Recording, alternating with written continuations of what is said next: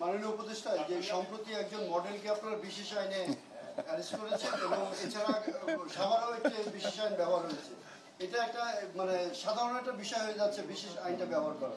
এই বিষয়ে যদি আপনি কিছু বলেন। আপনারই একজন উপদেষ্টা পরশুদিন আইন উপদেষ্টা বলেছিলেন যে এটা আমার ভাই একটু বলবো না, প্রথম হচ্ছে আজকে প্রতিপাদ্য বিষয় ছিল আপনাদেরকে ধন্যবাদ জানানো, এটা ভালো কাজ হয়েছে। সেখানে আপনি এমন একটা বিষয় তুললেন, মানে আপনার প্রশ্ন থেকে মনে হয় এটা বেআইনি কাজ করে ফেলেছে সরকার। এটা তো একটা আইন। ধন্যবাদের জন্য আপনাদেরকেও ধন্যবাদ স্যার। হ্যাঁ, একটা ভালো সময়ে পয়লা বৈশাখের একটা ভালো অনুষ্ঠান হয়েছে, আমরা সবাই আনন্দ করছি, ভালো কিছু, সেখানে এটা না বললে হয়তো না। আচ্ছা, যাই হোক, সেটা হচ্ছে মানুষ তো অনেক কিছুই জানতে চায়, এটাও তো জানতে চায় আমরা যে ভালো একটা কাজ করেছি, আপনারা একটা ভালো কাজ করেছেন, আপনাদেরকে ধন্যবাদ দিচ্ছি, সেটাও তো জানতে চায় মানুষ নাকি।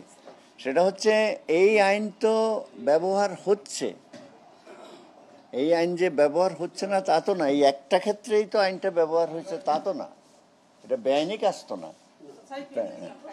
এখন আপনি যদি বলেন যে নির্দিষ্ট এই ক্ষেত্রে কেন কি হয়েছে, এটা তো মামলা একটা ঘটনা ঘটেছে, এটার একটা অভিযোগ আসছে, এটা নিয়ে একটা কাজ হচ্ছে, এটা নিয়ে হাইকোর্টে গেছে, আপনারা নিজেরাও রিপোর্ট করেছেন। তো হাইকোর্টে গেলেই তো এটা বিচারাধীন ইস্যু, সাবজুডিস ম্যাটারে তো কথা বলা ঠিক হবে না। আমরা দেখি কি আসে ওখান থেকে।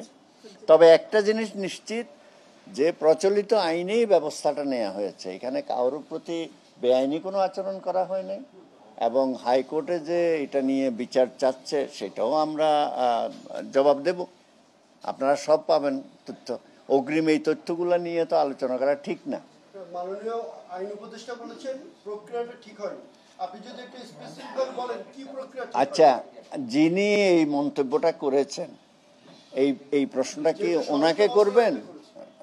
উনি তো মাননীয় স্বরাষ্ট্র উপদেষ্টা মহোদয়, এখানে আইন উপদেষ্টা মহোদয় কি প্রেক্ষিতে বলেছে আমরা তো জানি না, এটা তো ওনাকে জিজ্ঞেস করতে হবে বিষয়টা, কেমন?